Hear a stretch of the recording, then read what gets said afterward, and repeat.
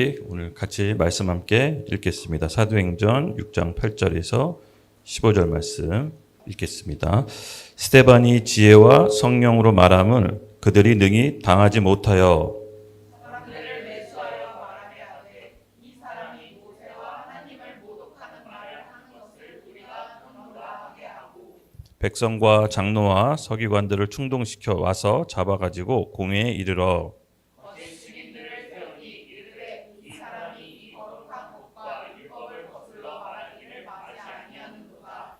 그의 말에 이 나사렛 예수가 이곳을 헐고 또 모세가 우리에게 전하여 준 규례를 고치겠다 함을 우리가 들었노라 하거늘 공회 중에 앉은 사람들이 다 스데반을 주목하여 보니 그 얼굴이 천사의 얼굴과 같더라. 아멘, 아멘. 오늘 사도행전 25번째 시간이고요. 주제는 지난주에 이어서 거룩 두 번째 시간이 되겠습니다. 부제로는 거룩을 소멸시키는 외부적 요인. 우리 지난 시간 거룩에 대해서 첫째 살펴봤죠. 네, 우리 스데반 집사의 힘과 능력의 원천은 뭐라고 했습니까? 네, 그건 거룩이라고 했습니다. 우리가 흔히들 사도행전을 봤을 때 사도들의 초대교회 능력, 권능, 기적과 이사에 대해서 많이 알고 있습니다. 그런데 그 능력과 기적과 이사, 그 이면에 그것을 가능케 하게 하는 힘의 원천이 뭐라고 했죠? 네, 거룩이라고 했습니다. 그래서 초대교회 사도들은 이 교회의 거룩을 지키는 데 굉장히 민감했습니다. 이 하나님의 능력과 기름 부으심이 나타나기 위해 전제 조건은 바로 교회의 거룩이 있어야 되는 것입니다. 맞습니다. 우리 초대교회에 나타난 능력과 기적과 이사가 오늘 우리에게도 동일하게 일어나길 원합니다. 그래서 교회는 이 거룩을 가장 민감한 기준으로 삼아야 되는 것입니다. 마찬가지로 맞습니다. 이 죄가 우리 가운데 스며들고 한 공동체에 스며들게 되면 하나님이 주시는 권능을 잃어버리게 됩니다. 여러분, 우리 안에 지난 시간 네 가지 거룩을 소멸시키는 네 가지 죄를 우리가 함께 살펴봤죠. 네, 가장 우리 자유민이라고 대표되는 네 가지 부류의 사람들이 있었습니다. 그렇죠? 그들은 바로 구레네인, 은밀히 우리 가운데 저질러지는 죄를 상징한다고 했습니다. 또 알렉산드리아인, 바로 선택적 순종, 바로 내가 원하는 것만 순종하고 내 이성과 논리에 맞지 않으면 순종을 거부하는 이 선택적 순종이 바로 우리의 거룩을 훼손시킨다고 했습니다. 그리고 세 번째 길리기아인, 이 길리기아는 바로 교만을 상징하는 것입니다. 높아진 마음, 내 생각, 또 이 내 안에 있는 다른 사람을 판단하고 정죄하는 이 높아진 마음이 우리 안의 거룩을 훼손시킨다고 했습니다. 그리고 네 번째로 상징되는 아시아인, 바로 우리 안에 있는 쓴뿌리입니다. 아직 해결되지 않은 우리 안의 상처와 쓴뿌리들로 인해서 하나님의 거룩을 소멸시킨다고 했습니다. 맞습니다. 이 거룩을 지키지 않으면 위로부터 오는 능력을 받을 수가 없습니다. 그래서 초대교회 사도들과 교회 지도자들은 무엇보다도 교회의 거룩을 훼손시키지 않기 위해서 굉장히 민감하게 높은 기준으로 삼았던 것입니다. 맞습니다, 여러분. 거룩은 무슨 뜻입니까? 구별되는 것이죠. 네, 어디서부터의 구별입니까? 우선은 죄로부터의 구별입니다. 그리고 죽음으로부터의 구별. 지금으로 따지면 이 세상 풍조, 가치관, 사상, 철학 등이 있겠죠. 여기서부터의 구별을 나타냅니다. 그래서 거룩은 하나님께로부터 오지 않은 모든 것들로부터 구별되는 것입니다. 하나님께로부터 오지 않은 모든 것, 그것은 성경 말씀을 통해서만 알 수 있습니다. 우리 안에도 우리가 하나님을 알기 전에, 성경을 배우기 전에 이미 우리 안에 왜곡된 세상적인 가치와 사상들이 너무나도 많습니다. 그래서 이런 것들이 사실은 하나님께서 우리에게 부여하신 하나님의 생명과 본성이 발휘되지 못하도록 막게 되는 것입니다. 바로 초자연적인 삶을 살지 못하게 방해하는 것이 바로 우리의 사상, 생각, 가치관입니다.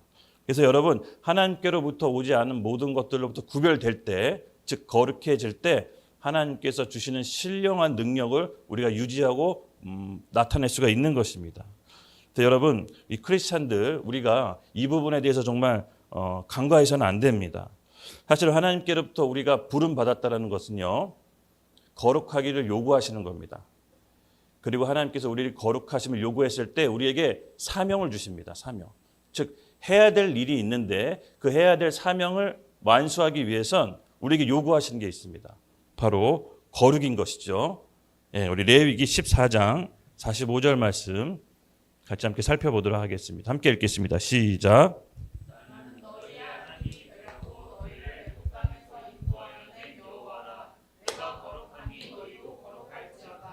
아멘, 아멘. 맞습니다. 하나님께서 그의 백성들에게 해야 될 사명을 주시는데 그 사명을 이룩하기 위해서 전제 조건이 있습니다. 바로 거룩입니다. 이 거룩이 훼손되면 하나님의 능력을 받을 수가 없습니다. 그래서 하나님 속성 자체가 여러분 거룩하십니다. 그래서 죄와 섞일래야 섞일 수가 없는 것이죠. 잘 아시다시피 최초의 인간 아담과 하와는 하나님의 말씀을 범죄함으로 거룩을 잃어버립니다. 그리고 에덴 동산에서 쫓겨나죠. 원래 하나님의 대리 통치자로서 이 땅의 왕적인 존재로 다스리는 존재가 하나님과 분리되면서 거룩함을 상실합니다. 죄의 결과죠. 그리고 나서 한평생 수고하고 먹고 사는 존재로 전락해버립니다. 이 거룩의 상실은 치명적인 결과를 낳음에도 불구하고 우리 오늘날 크리스찬들은 거룩에 대해서 그렇게 심각하게 생각하지 않습니다. 사실 하나님을 믿는다라는 건요, 하나님의 신령한 본성이 우리 가운데 회복된 것입니다. 그래서 하나님의 능력과 하나님의 본성이 우리 가운데 흘러나가 이 세상을 통치하고 다스릴 수 있는 바로 권위가 회복된 것입니다. 그런데 이 죄로 인해 거룩이 훼손되면 하나님의 신성과 본성이 우리 가운데 온전히 흘러나올 수가 없게 되는 겁니다. 그래서 우리가 이 부분에 대해서 오늘 명확한 기준을 갖고 정확하게 하나님 앞에 온전히 서야 됩니다. 초대의 교회는 이 부분에 있어서 굉장히 민감했고 사도들도 작은 틈이라도 죄를 주지 않도록 굉장히 높은 기준을 세웠습니다. 맞습니다, 여러분. 오늘 우리의 힘의 원천은요, 사실은 거룩입니다. 더 나아가 교회의 힘의 원천도 거룩입니다. 오늘 우리가 거룩을 회복됐을 때 하나님께서 원래 우리에게 주시고자 하는 능력과 힘을 다시 회복시켜 주실 걸로 믿습니다. 네, 하나님께서는요, 우리랑 다시 회복시키는 거는요, 바로 우리에게 가장 좋은 거를 주시기 위함이라고 저는 믿습니다. 제가 예수님 믿고 하나님 안에서 올바른 위치로 회복되었을 때 전에 누리지 못한, 전에 상상하지 못한 일들을 계속해서 지금 경험하고 있습니다. 그래서 여러분, 거룩을 지키는 거에 대해서 오늘 이 순간부터 민감했으면 좋겠습니다. 그냥 지나쳤던 부분, 이 정도는 괜찮겠지 했던 관과한 부분들이 사실은 그 부분을 하나님께서 지키길 원하시는 겁니다. 그래서 거룩은요, 하나님께 잃어버렸던 모든 것을 다시 되찾게 하는 기본적인 조건인 것입니다. 그래서 여러분, 우리에게 오늘 거룩을 하나님께서 요구하신다는 것을 우리가 하나님의 주신 음성으로 듣기를 원합니다. 우리에게 거룩이 회복되면요, 여러분, 하나님의 본성으로 초자연적인 삶이 우리에게 일상이 될 것입니다. 저는 그것을 믿습니다. 그래서 오늘 같이 지난 시간에 거룩을 훼손하는 4가지 부류, 4가지 우리 내면의 죄를 살펴봤다면 오늘은 거룩을 유지시키지 못하게 하는 외부적인 방해 요소를 함께 살펴보도록 하겠습니다. 이 거룩은요, 하나님 앞에 어떤 정죄감이나 열등감 없이 담대하게 서게 하는 능력입니다. 이 부분이 중요합니다. 뭔가 꺼리낌이 있으면 뭔가 하나님 앞에 달래기가 좀 어렵습니다. 그렇죠? 네. 제가 이제 제 방에서 이제 뭐 말씀을 보거나 설교 준비할 때 가끔 하나가 문을 팍 차고 들어옵니다. 되게 당황스럽습니다. 그래서 안에서 내가 뭘 어떻게 할 줄 알고 팍 차고 들어오는데 하나는 어떤 생각을 하고 있을까요? 아빠와 만나는데 전혀 거리낌이나 열등감이나 수치심이 없는 겁니다. 그냥 우리 아빠 만나러 박차고 들어오는 겁니다. 맞습니다. 하나님과의 우리의 관계가 그런 겁니다. 만약에 누군가가 내 방에 들어오려면 뭐 우리 향기나 우리 기훈이한테 뭔가 좀 물어보겠죠. 사람이 있습니까? 뭐 전도사님 있습니까? 근데 그게 없는 겁니다. 하나는 그냥 아빠를 만나기 위해서는 언제든지 박차고 들어오는 겁니다. 바로 아빠와 만나기 위해 어떤 열등감이나 수치심이나 정죄감이 없는 겁니다. 바로 우리가 하나님을 대할 때 이 상태로 회복되기 위해서는 거룩해지셔야 됩니다. 하나님 앞에 어떤 열등감, 정죄감, 수치심 없이 언제나 담대하게 쓸 수 있는 능력, 그것이 바로 거룩입니다. 그래서 초대교회 사도들과 스데반은 이 거룩의 힘의 바탕으로 해야 될 말을 꿋꿋이 담대하게 했던 겁니다. 세상 눈치 안 보고. 우리에게 오늘 그런 능력이 임하길 예수님의 이름으로 축복합니다. 여러분 직장 가운데 또 여러분이 소속되어 있는 모든 단체 가운데 이렇게 거룩의 능력이 해볼될 때 하나님께서 권위를 부어 주실 겁니다. 예, 우리 말씀을 살펴보겠습니다. 10절. 스데반이 지혜와 성령으로 말함은 그들이 능히 감당하지 못하며. 네, 맞습니다. 우리 지난 시간 스데반 집사를 제가 좀 표현할 때 이렇게 넘사벽이라고 했죠. 넘사벽. 예, 우리 스데반 집사는 맞습니다. 겸손한 성품으로 갖추고 있었고 주변에 좋은 평판을 갖고 있었습니다. 그래서 이제 뛰어난 행정력으로 우리 베드로 사도들 초대교회 지도자들이 7 집사를 세웠을 때 스데반 집사로 하여금 교회 행정을 맡겼죠. 또 그뿐만 아니었습니다. 그는 표적과 이사로 사도들의 버금가는 능력이 있었습니다. 뭐 외적인 열매, 내적인 열매 두루 갖춘 어떻게 보면 넘사벽한 남자였죠. 근데 그때 그 넘사벽 같은 스데반 집사를 시기하는 이 자유민들, 아까도 살펴봤죠. 구레네인, 알렉산드리아인, 길리기아인, 아시아인들이 스데반 집사를 걸려 넘어뜨리게 합니다. 어떤 방식으로 걸려 넘어뜨리냐? 그들 안에는 시기심이 발동합니다. 항상 어떤 사람이 잘 나가면 시기하는 사람들이 있습니다. 이 시기는 오염된 마음의 상태를 뜻합니다. 이 시기는요, 사람을 조용히 죽입니다. 사랑을 비교로, 존경을 비판으로, 교제를 경쟁 상대로 여기면서 이 따뜻함보다 냉대함으로 교묘하게 사람을 죽이는 것이 바로 이 시기입니다. 근데 여러분, 이 시기를 소멸시키는 방법이 있습니다. 이 시기도 여러분 우리 안에 굉장히 자리 잡고 있는 죄악 중에 하나입니다. 이 시기를 소멸시키는 방법이 뭘까요? 어떻게 하면 이 시기를 소멸시킬까요? 네, 제 경험으로는 물론 저도 이렇게 시기심이 있습니다, 여러분. 시기심 없는 사람 없습니다. 다 이게 누군가가 잘 나가면 굉장히 이 시기심이 올라와서 별거 아닌데 막 이러면서 우리 안에 시기심이 있습니다. 근데 제가 알았습니다. 이 시기심을 소멸시킬 때 다른 사람의 성공이 나에게로 전이된다는 걸 알았습니다. 정말 놀랍죠? 이 시기를 어떻게 소멸하냐? 말로 그 사람을 축복해 주면 됩니다. 내 생각과 감정에 올라오는 반대로 그 사람에게 감사를 표현하고 기쁨을 표현하는 것입니다. 그 사람의 성공이 나에게 전이되는 방법입니다. 그래서 어떤 사람이 잘 나간다. 와, 너가 잘 돼서 너무 기뻐. 너가 잘 돼서 내일 같아. 너가 잘 돼서 너무 좋아. 진심으로 너가 잘 되는 게 나의 성공이야라고 의식적으로 말을 바꿔 감사를 표현할 때 상대방의 성공이 나한테로 전이됩니다. 여러분 이거 믿으세요? 네. 그래서 이거를 여러분 바꿔내셔야 됩니다. 그래서 여러분 누군가가 우리 주변에 잘 나갈 때 시기심으로 험집 내는 게 아니라 가서 얘기해 주십시오. 내 생각하는 반대로 네가 잘 돼서 너무 행복해. 네가 성공하는 게 내일 같아라고 비록 우리 마음은 그렇지 않지만 말로 의식적으로 선포함으로 신기하게 시기심이 싹 사라집니다. 한번 해보세요. 한번 해보십시오. 그러면 시기심이 사라지고 그 사람의 성공이 나의 성공으로 전이 됩니다. 맞습니다, 여러분. 성령님께서는 거룩하신 영입니다. 시기심과 공존할 수 없습니다. 우리 안에 있는 거룩을 방해하는 모든 요소들을 여러분 인식한 게 있다면 그것을 의도적으로 말로 축복으로 바꾸면서 거룩을 해방하는 요소들을 하나 둘씩 없애는 작업을 우리가 해야 됩니다. 왜냐, 아까도 얘기했지만 이 거룩은요, 하나님께로부터 모든 능력을 받아들일 수 있는 마음의 준비 작업을 하는 겁니다. 물론 우리 행동까지도요. 그래서 여러분 거룩은 초자연적인 능력의 핵심입니다. 네. 그래서 이 자유민들은 본인들의 오염된 상태, 이 시기심이 올라와 스데반 집사를 걸려 넘어뜨리려고 하는데 어떻게 합니까? 논쟁합니다. 논쟁. 그랬더니 우리 10절 말씀에 뭐라고 나와 있죠? 그는 지혜와 성령으로 말함으로 능히 당해낼 수가 없다라고 합니다. 스데반 집사는 정말 지혜와 성령으로 충만했던 사람입니다. 이 논쟁으로 말로 당해낼 수가 없어서 그들은 다른 방법으로 접근해서 스데반 집사를 넘어뜨리려고 합니다. 여기서 말하는 여러분 스데반 집사의 지혜는 뭘까요? 지혜.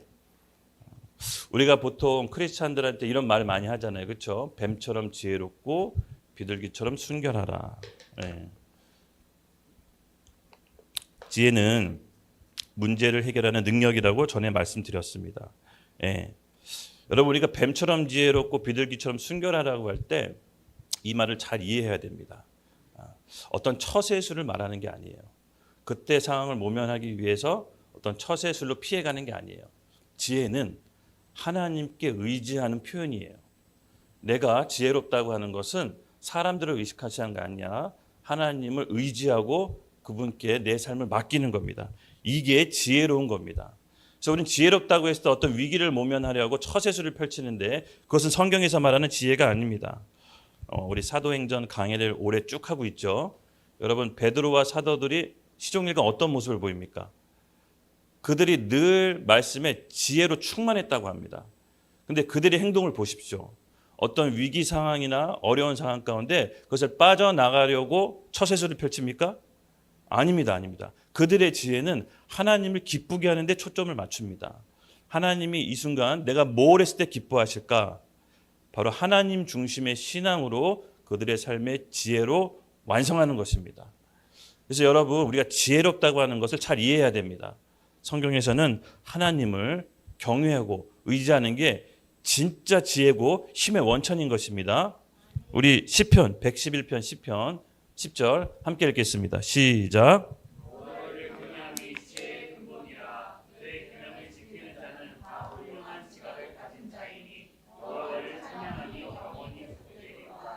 아멘. 네, 맞습니다. 여호와를 경외함이 지혜의 근본이라 그의 계명을 지키는 자는 다 훌륭한 지각을 가진 자이니. 맞습니다. 우리 자유민들 스데반 집사를 시기에서 넘어뜨리려고 하는데 도저히 말로는 스데반 집사의 지혜와 능력을 당해낼 수가 없던 거였죠. 그래서 스데반 집사의 거룩을 훼손시키기 위해 꼼수를 펼칩니다. 어떤 꼼수냐? 외부적인 요소로 거룩을 훼손시키는데 바로 스데반 집사의 전에 행했던 행적, 그의 말을 꼬투리 삼아 걸려 넘어뜨리려고 합니다. 11절 함께 살펴보겠습니다. 시작. 사람들을 사사여 이렇게 하되 이 사람이 모세와 하나님을 모독하는 말을 하는 것을 들었노라 하고. 아멘. 과거의 행적을 들추어내 거룩을 훼손시키려고 합니다. 여러분 이런 경험 있으시지 않으신가요? 저도 예수 믿고 좀 이렇게 거듭나서 잘 살아보려고 하는데 옛날에 나랑 친했던 친구들이 네가 교회 다녀? 네가 한 짓이 있는데 그런 말을 해? 이렇게 과거의 행적을 들추어내서 거룩을 훼손시킵니다. 그러면요 사람이 딱 위축이 돼요. 그리고 능력을 발휘할 수 없게 됩니다. 그래서 제가 예수 믿고 옛날에 믿었던 친구들이 다 끊었어. 일부러 끊었어. 자꾸 엉뚱한 소리 해가지고. 네, 맞습니다. 이 네 가지 자유문들은 정상적인 방법으로 스데반을 당해낼 수 없기 때문에 스데반의 과거의 행적, 네가 했던 말, 네가 모세와 율법을 모독했잖아 하면서 과거의 행적을 들추어내서 거룩을 훼손하는 방법으로 나아갑니다. 여러분 우리가 잊지 마십시오. 우리가 하나님 앞에 사명을 감당하기 위해서 나아갈 때 분명히 방해 요소들이 있는데 어떻게 효과적으로 우리를 무력화시키냐? 우리가 예수 믿기 전에 과거의 행적들을 들추어내서 거룩을 훼손시키려고 합니다. 잊지 마십시오. 네. 하지만 여러분 하나님의 사람은 하나님이 보호하십니다. 누가 복이 있다고 했죠? 죄가 허물이 사함받은 자, 가려워진 자가 복이 있다라고 했습니다. 예, 성령께서 아십니다. 여러분 잘 보십시오. 과거의 행적을 들춰내는 사람이 과거의 행적이 깨끗할까요? 아닙니다. 아닙니다. 제일 내가 봤을 때 미련한 사람이 상대방의 과거의 행적을 들춰내는 사람입니다. 하나님 앞에 과거의 행적이 깨끗한 사람이 어디 있을까요? 그저 하나님의 은혜로 죄가 가리워진 것뿐이지 마치 본인은 당당한 것처럼 깨끗한 것처럼 과거의 행적을 들춰내면 저 그런 사람들 봤는데요. 몇 배로도 수치와 수모를 당합니다. 그래서 우리는 어떤 과거의 행적을 들춰내는 것이 아니라 그 사람의 현재 모습의 신앙의 진실성을 보고 격려해주고 축복해주는 겁니다. 과거를 들춰냈을 때 걸려 넘어지지 않을 사람이 어디 있습니까? 그렇죠. 이 네 가지 이 자유민들은 아주 꼼수를 악하게 씁니다. 스데반 집사의 과거의 행적, 네가 했던 말, 네가 했던 신성 모독 우리가 들었어라고 과거에 했던 것을 들추어냅니다. 예, 맞습니다. 이때 당시 모세와 여러분 아시다시피 이제 신성 모독은요 사형에 처하게 되는 중대 범죄입니다. 예, 심각한 일이 지금 벌어진 겁니다. 예, 저는 오늘날에도 이러한 것들이 지금 만연했다고 봅니다. 실제로 스데반 집사가 저는 하나님을 모독하고 했던 발언이 있었다고 보진 않습니다.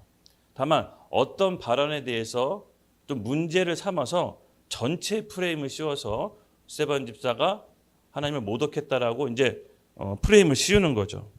예, 문제의 발언이 될 만한 소지가 몇 군데 있었겠지만 전체를 프레임을 씌우는 전략을 씁니다. 여러분 나치의 선동가 요제프 게벨스 아시죠? 예, 히틀러의 확성기라고 합니다. 이 사람이 했던 유명한 말이 있습니다. 99%의 거짓 위에 단 1%의 진실만 덮쳐도 1%의 진실만 가해도 국민들을 선동시킬 수 있다. 예, 굉장히 유명한 말이죠.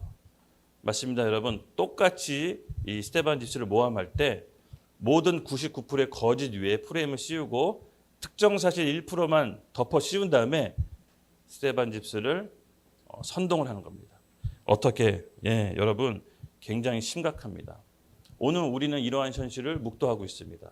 예, 여러분 최근에 김정한 목사님 그 극동방송 이제 압수수색했던 게 언론에 나왔죠. 예, 뭐 여러분 아시다시피 뭐 최상병 사망 사건으로 인해서 우리 해병대 1사단 우리 임성근 사단장을 어떻게 보면 구명 운동을 했다.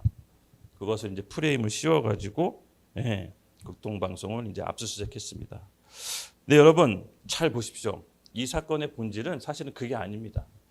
극동방송은 대북방송하는 합법적으로 복음을 전하는 방송국입니다. 탈북자들의 증언을 여러분 들어보시면 굉장히 많은 숫자가 극동방송의 라디오 주파수의 복음을 듣고 탈북하기로 결심을 한다고 합니다.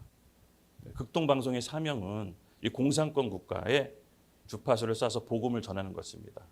그리고 북한 동포들이 상당수가 이 극동방송을 국경지대, 중국, 북한 안에서도 이 극동방송을 듣는다고 합니다.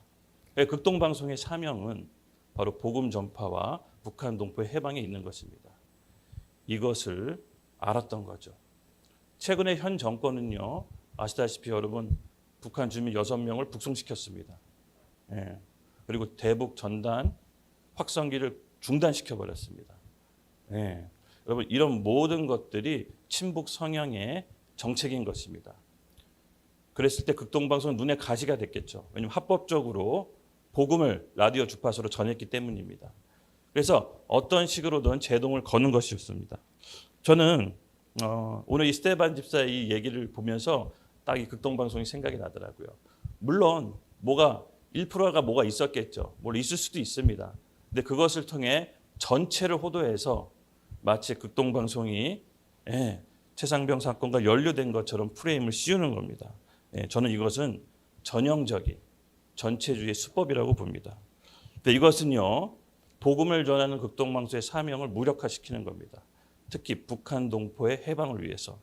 그래서 복음 전도에 대한 도전이고요, 하나님 말씀에 대한 도전입니다.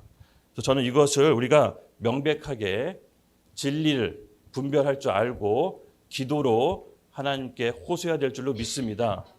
교회는 하나님께 주시는 권위로 세상의 기준을 제시해야 됩니다. 그러기 위해선 우리가 이 거룩을 잃어버리지 맙시다. 네, 하나님께서는 교회에게 특별히 이 시대에 주시는 사명이 있는 줄로 믿습니다. 세상의 기준을 제시하고 하나님의 옳은 진리를 선포해야 되는 것입니다. 네, 12절 그 다음 함께 읽겠습니다. 백성과 장로와 서기관들을 충동시켜 와서 잡아가지고 공회에 이르러. 네, 이르러 12절 맞습니다, 여러분. 이제 스데반 집사의 과거의 행적을 들춰냈죠. 걸렸죠. 본인들은 이제 잡았다 싶었을 겁니다. 하나님의 신성을 모독했다라고 하고 사람들을 충동시켜 여론을 확산시켜 어떻게 합니까? 공회로 잡아갑니다.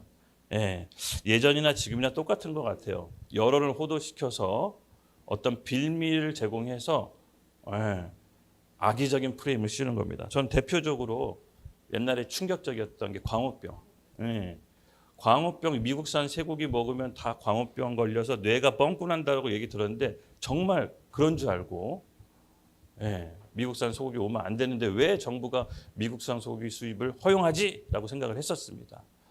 근데 광우병, 미국산 소고기 먹고 아무도 광우병 걸린 사람 없습니다. 악의적인 프레임으로 여론을 호도한 것이죠. 지금도 똑같이 여러분 벌어지고 있습니다. 그렇게 여론을 호도해서 국민적인 여론을 조성한다면 어떻게 합니까? 거짓 증인들을 세웁니다. 본격적으로 거짓으로 진리를 위장하는 사건이 벌어집니다. 우리 13절 함께 읽겠습니다. 시작. 거짓 증인들을 세우니 이르되 이 사람이 이 거룩한 법과 율법을 거슬러 말하기를 마치 아니하는도다. 아멘. 거룩을 훼손시키는 외부적인 요소 두 번째인데요. 바로 거짓을 진리로 위장하는 겁니다.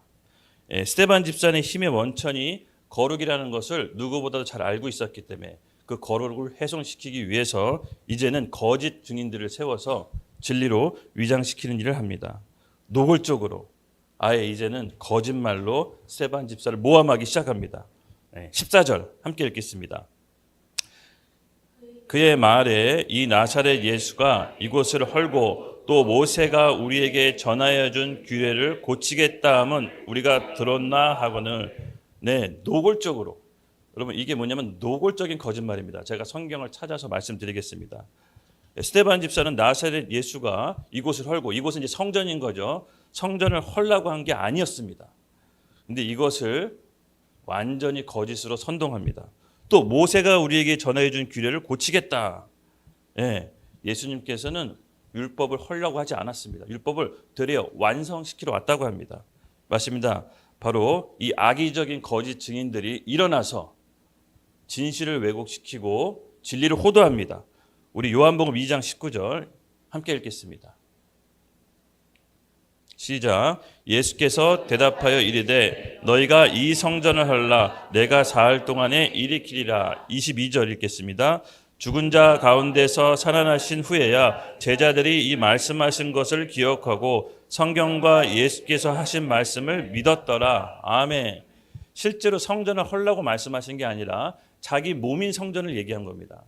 그래서 예수님이 십자가에서 죽고 부활하시고 나서 제자들과 사람들이 성전을 헐라는 게 아니라 예수님의 몸이 부활하셨다라는 것을 깨닫게 됩니다. 그런데 악의적으로 이 말, 예수님이 했던 말, 요 말만 따서 지금 거짓 증인들을 내세워서 예수님이 이 솔로몬이 행한 성전을 허물라고 했습니다라고 스데반이 말했습니다라고 지금 거짓 호도를 하는 것이죠.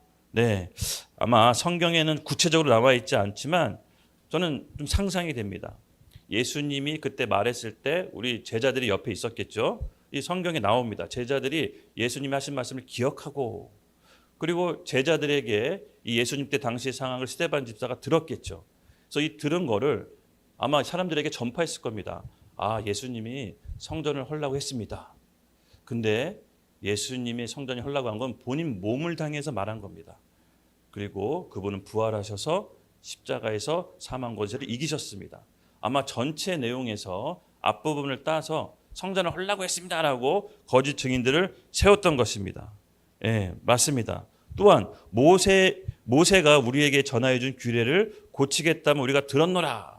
이것 또한 일부분을 따서 거짓 증인들을 세우는 거겠죠. 마태복음 5장 17절 예수님께서는 이렇게 말씀하셨습니다. 시작.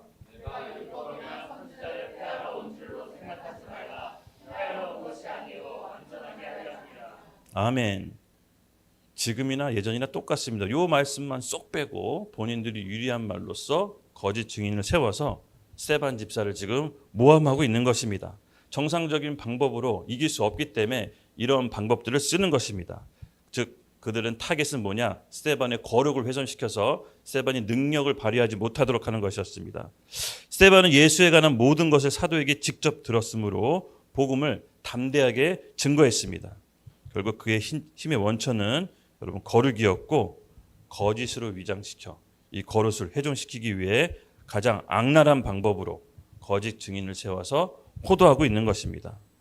저는 이 거짓 증인과 거짓말이 사회 전반에 만연했을 때 국가에서 벌어지는 일을 성경을 통해서 많이 봅니다. 근데 좀 걱정이 돼요. 걱정이 돼요. 이사야서 5장 20절 함께 읽겠습니다. 시작.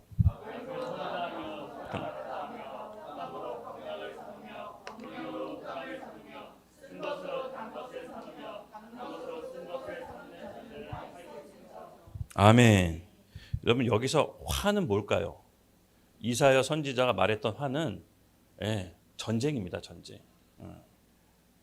한 국가가 사회 정의가 무너지고 거짓이 만연하고 불의한 사람들이 이기게 되면은 화가 미치는데 이사야서 선지자는 그 화가 전쟁으로 온다라고 합니다.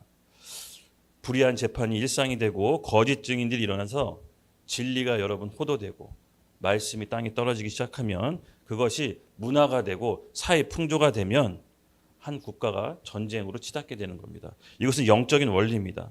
그래서 여러분 우리는 이 교회는 사실을 하나님의 기준에 마지노선, 절대 밀리면 안 되는 마지노선 같은 역할을 해야 되는 것입니다. 옳은 것을 알면서 함구하거나 사회 부패에 대해서 직면하지 않고 교회가 태만하게 되면 여러분 이것은 영적인 죄가 됩니다. 교회는 영적인 죄가 됩니다. 왜냐? 하나님께서 교회에게 기대하시는 것들이 있는 것입니다. 교회는 사람들이 운행하는 것처럼 보이지만 성령께서 운행하시는 유기적 공동체입니다. 그래서 교회는 그리스도의 몸으로서 교회가 이 땅에 통치해야 될, 행사해야 될 행사 기구가 있습니다. 그게 뭐냐? 바로 세상의 기준을 제시하는 겁니다. 이것을 잃어버리고 행사하지 않으면요, 여러분 이 땅에 소망이 없게 되는 겁니다. 교회는 하나님께서 받은 권세를 사용해야 되는데 그 권세가 뭡니까? 저는 이렇게 말하고 싶습니다. 이 사회의 죄악에 함구하거나 사회 부패에 대해서 직면하지 않고 태만하게 되면 저는 그것이 영적인 힘을 잃게 된다고 봅니다. 여러분 과거의 역사에 보면 교회가 이 반교회 운동으로 퍼지게 되는 사회 현상을 보면요, 하나같이 일맥상통하는 현상이 있습니다. 바로 사회에 대해서, 사회 문제에 대해서 함구하거나 거기에 대해서 태만하게 되면 반교회 운동으로 퍼집니다. 저는 오늘날 우리 한국 교회가 바로 이 반교회 운동에 좀 직면해 있다고 봅니다. 아까도 제가 극동방송 얘기했지만 사실은 문제의 본질은 하나님 말씀 복음 전파를 하는 것에 방해하는 겁니다. 여기에 대해서 어떤 분들은 일부 동조합니다. 잘못한 게 있잖아요. 사실이잖아요.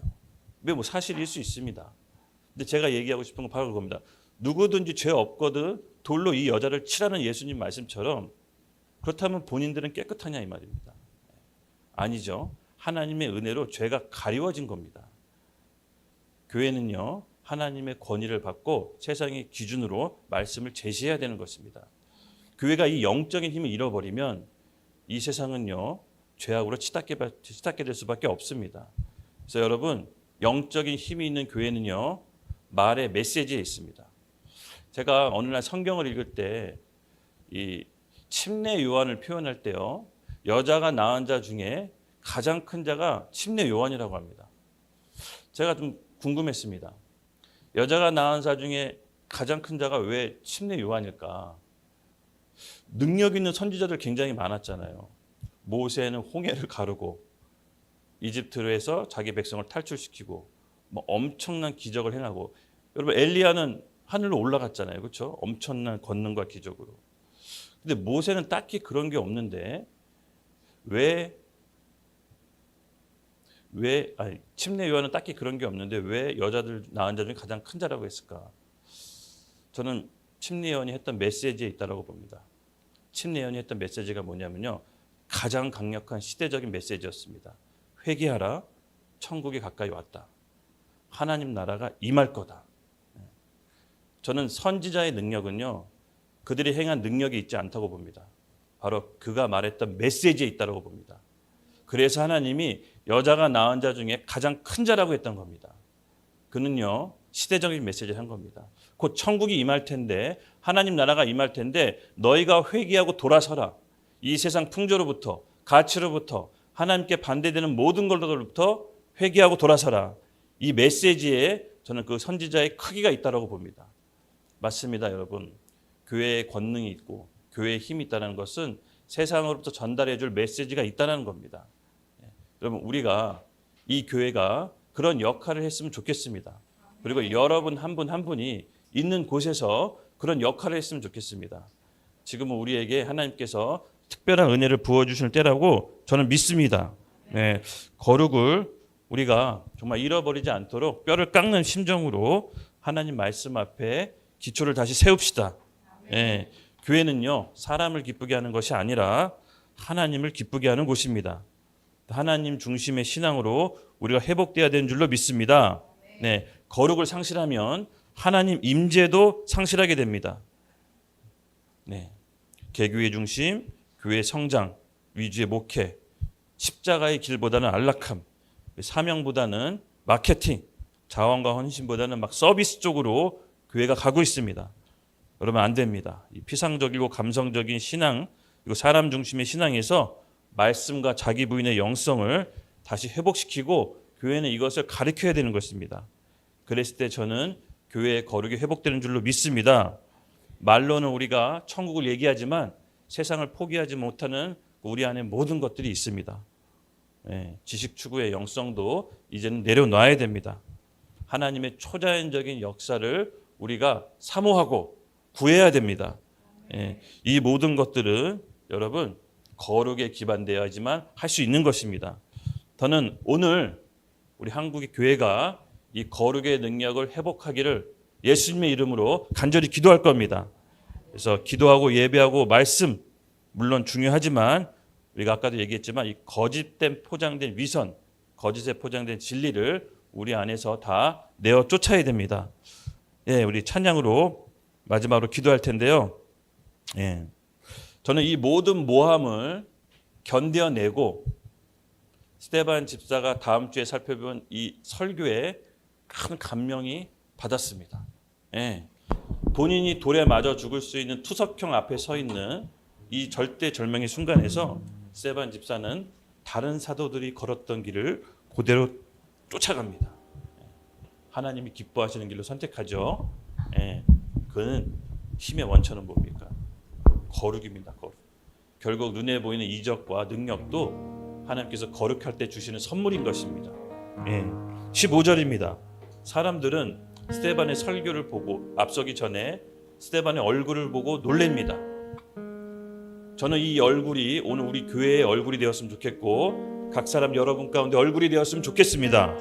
우리 15절 같이 읽겠습니다. 시작. 공회 중에 앉은 사람들이 다 스데반을 주목하여 보니 그 얼굴이 천사의 얼굴과 같더라.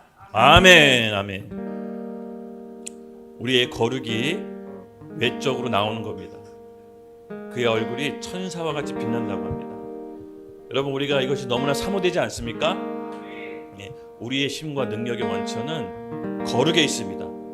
우리 이 시간 같이 일어나서 기도합시다. 예. 하나님 아버지, 우리 교회를 거룩하게 하여 주시옵소서. 우리 각 사람 모두에게 거룩의 회복의 역사가 일어나게 해 주시옵소서. 주님께서 주시는 신령한 은사와 능력이 우리의 거룩함으로 회복될지어다. 하나님의 능력과 은사와 모든 권위가 우리의 거룩함으로 회복될지어다. 주여 아버지 하나님, 우리 하나교회에 있는 모든 성도들이 하나님의 거룩함으로 스데반의 얼굴처럼 천사의 얼굴로 빛나게 하여 주시옵소서. 세상이 능히 감당하지 못할 능력과 지혜를 우리 하나교회 성도들에게 부어주시옵소서. 우리 같이 주여 외치면서 하나님 앞에 결단하기로 나아가겠습니다. 주여. 우리 이 시간 같이 한 번 더 기도하고 싶은 게 있습니다. 우리를 괴롭히는 과거의 기억들이 있습니다. 사단은 우리의 과거의 행적을 들춰내고 기억나게 해서 우리를 참소하고 우리의 거룩을 훼손시키려고 합니다. 지금 우리가 오늘 붙잡아야 될 것은 현재의 내 모습인 것입니다. 과거의 행적이 아닌 것입니다. 여러분, 사단의 참소에 속지 마십시오. 이전 것은 지나갔으니 보라 새 것이 되었도다. 네. 오늘 이 말씀이 우리 가운데 임하기를 원합니다. 과거의 모든 상처, 기억, 모든 사단의 참소로부터 깨끗게 될지어다. 아멘. 아버지, 오늘 새 힘을 주시고 우리의 거룩을 회복시켜 주시옵소서. 말씀으로 우리를 새롭게 하여 주시옵소서. 오늘 나사렛 예수 그리스도의 이름으로 선포하니 과거의 모든 기억과 행적들은 예수의 보혈로 깨끗이 되었음을 선포합니다. 아멘. 감사의 찬양으로 주여 한번 외치고 기도하겠습니다. 주여. 하나님 아버지, 오늘 저희 가운데 은혜를 베푸셔서 좀 우리 안에 있는 거룩한 본능이 일어날 수 있도록 주여 도와주시옵소서. 아멘. 이 혼란하고 어지럽고 거짓이 팽배한 이 상황 가운데 주여 우리 성도들을 사용하여 주시옵소서. 우리 안에 거룩한 본능이 일어날 수 있도록 성령 하나님 도와주시고 힘주시고 한 명 한 명 붙들어 주시옵소서. 아멘. 특별히 오늘 이 마음 가운데 마음에 있는 무기력, 게으름이 있는 분들이 있으면 나사렛 예수 그리스도의 명하노니 모든 무기력과 게으름은 떠나갈지어다. 아멘. 거짓으로 포장된 진리들은 무너질지어다. 아멘. 아버지 하나님 성령께서 우리에게 조명해 주셔서 우리 안에 있는 거짓으로 포장된 모든 위장된 진리들을 예수의 보혈로 깨끗이 무너지게 하여 주시옵소서. 아멘. 영적인 분별력을 우리 삶 가운데 더하여 주시옵소서. 아멘. 감사합니다. 예수님의 이름으로 기도드렸습니다. 아멘. 아멘.